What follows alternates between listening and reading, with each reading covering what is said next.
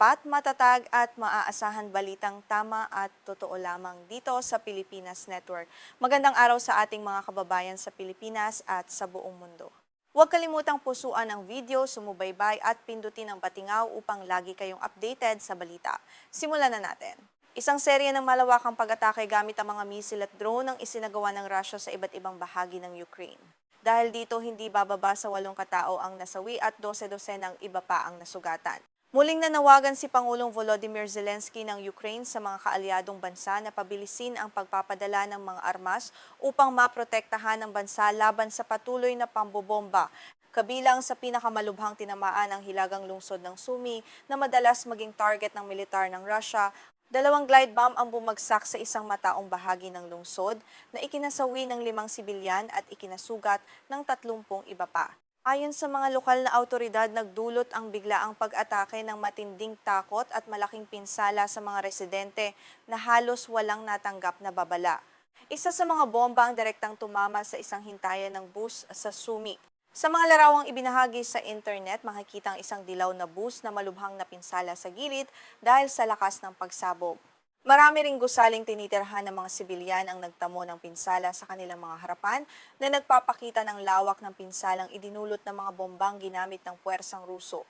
Samantala sa isang distrito malapit sa hangganan ng rehiyon ng Sumy kung saan sinusubukan ng Kremlin na palawakin ang tinatawag nitong Zonang Panangga, isa pang insidente ang naitala. Ayon sa isang lokal na opisyal, isang lalaki ang agad na nasawi matapos niyang matapakan ang isang nakatagong pampasabog. Ipinapakita ng insidenteng ito ang panganib na patuloy na kinakaharap ng mga residenteng naninirahan malapit sa hangganan. Hindi rin nakaligtas ang timog silangang lungsod ng Zaporizhia sa mga pag-atake ng Russia. Ayon sa gobernador ng rehiyon, hindi bababa sa 10 katao ang nasugatan matapos ang sunod-sunod na pambobomba. Ang paggamit ng mga glide bomb ay nananatiling malaking hamon sa depensa ng Ukraine dahil mahirap silang mapigilan bago tumama sa kanilang mga target. Bago pa man ang mga pag-atake sa Sumy at Zaporizhia, 2 ng katao ang naiulat na nasawi at isa pa ang nasugatan sa timog na bahagi ng bansa. Isang misil ang tumama sa lungsod ng Odessa, na isa sa pinakamahalagang daungan ng Ukraine. Ang pag-atake sa Odessa ay bahagi umano ng mas malawak na pagsisikap ng Russia na pahinain ang mahahalagang pasilidad ng transportasyon at ekonomiya ng Ukraine sa Black Sea. Sa kabiserang lungsod naman ng Kyiv, 12 katao ang naiulat na nasugatan sa isang magdamag na pag-atake ng Russia gamit ang mga balistikong misil, cruise missile at drone. Patuloy na nakararanas ang Kyiv ng sunod-sunod na pambobomba nitong mga nakalipas na linggo na naglalagay sa panganib sa milyon-milyong sibilyang naninirahan sa lungsod. Sinabi ni Pangulong Zelensky na tinamaan ang mga pasilidad na ginagamit ng mga sibilyan sa Kyiv bago pa man tumunog ang babala sa pag-atake mula sa himpapawid. Ayon sa kanya, bagamat matagumpay na napabagsak ng mga tagapagtanggol ng Ukraine ang karamihan sa mga paparating na target, hindi nila napigilan ang mga balistikong misil dahil sa kakulangan ng mga makabagong sistemang kayang humarang sa ganitong uri ng armas. Ayon sa hukbong panghimpapawid ng Ukraine, naglunsad ang Russia ng 6 na balistikong misil, 6 na cruise missile at 121 drone sa magdamag na pag-atake. Sa mga ito, 2 cruise missile at 111 drone umano ang napabagsak. Gayunpaman sapat ang mga nakalusot na misil upang magdulot ng malaking pinsala sa Kyiv. Pinatindi ng Russia ang mga pag-atake nito sa kabisera nitong mga nakalipas na linggo. Sa buwan na ito lamang, ang mga pag-atake sa Kyiv at sa mga kalapit na lugar ay naiulat na ikinasawi ng mahigit 60 katao. Ipinapakita ng patuloy na pagtaas ng bilang ng mga nasasawi ang lumalalang krisis na makatao at ang agarang pangangailangan ng Ukraine para sa mas mabisang sistemang panlaban sa himpapawid.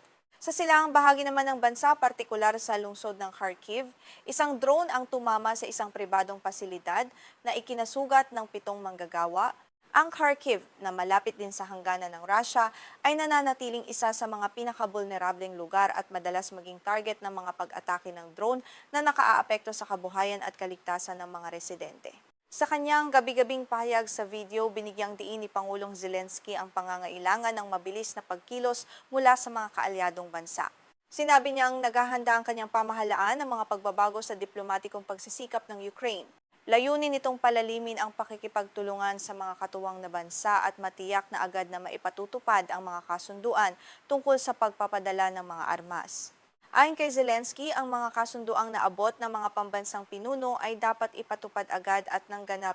Binanggit niya ang isang kasunduang kamakailan umano nilang tinalakay ni Pangulong Donald Trump ng Estados Unidos tungkol sa paggawa o pagkuha ng mga Patriot Interceptor missile para sa Ukraine. Gayunpaman, nananatiling malaking hadlang ang pagkaantala sa pagpapadala ng mga kinakailangang piyesa at suporta. Sa kasalukuyan, kritikal ang kakulangan ng Ukraine sa mga munisyong ginagamit ng mga sistemang Patriot. Dahil dito, limitado ang kakayahan nitong pabagsakin ang mga balistikong misil na lumilipad ng ilang ulit na mas mabilis kaysa sa tunog. Ang kakulangang ito ay nagiiwan sa bansa na higit na lantad sa mapaminsalang pag-atake ng Russia. Dahil sa matinding kakulangan, patuloy na nakikipag-ugnayan ng Ukraine sa mga kaalyado nito upang makakuha ng mas maraming munisyon.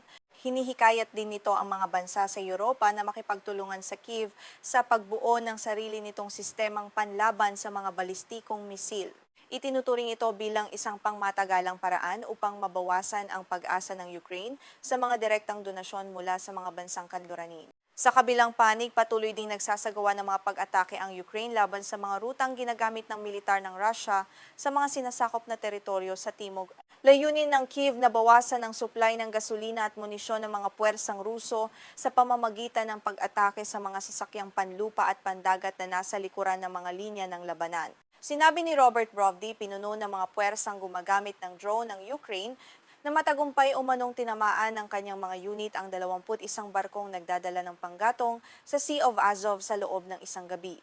7 pang barkong pangkargamento at pansuporta ang iniulat na napinsala. Ayon sa kanya, umabot na sa 76 ang kabuang bilang ng mga sasakyang pandagat ng Russia na tinamaan ng kanilang mga unit sa loob ng linggong iyon. Samantala, sinabi ni Denis Pushilin ang pinunong itinalaga ng Russia sa bahaging kontrolado nito sa rehiyon ng Donetsk na isang tao ang nasawi matapos tamaan ng drone ang kanyang sasakyan. Siyam na iba pa ang nasugatan nang tamaan din ng drone ng isang bus malapit sa Sea of Azov. Ipinapakita ng mga insidenteng ito na patuloy na nagdudulot ng pinsala sa magkabilang panig ang paggamit ng mga drone. Kinumpirma rin ng mga otoridad ng Russia na isang tao ang nasawi sa isang pag-atake ng drone na tumama sa 4 na sasakyang pandagat sa Taganrog Bay sa Sea of Azov. Kabilang sa mga tinamaang barko ang isang tanker na nagdadala ng methanol.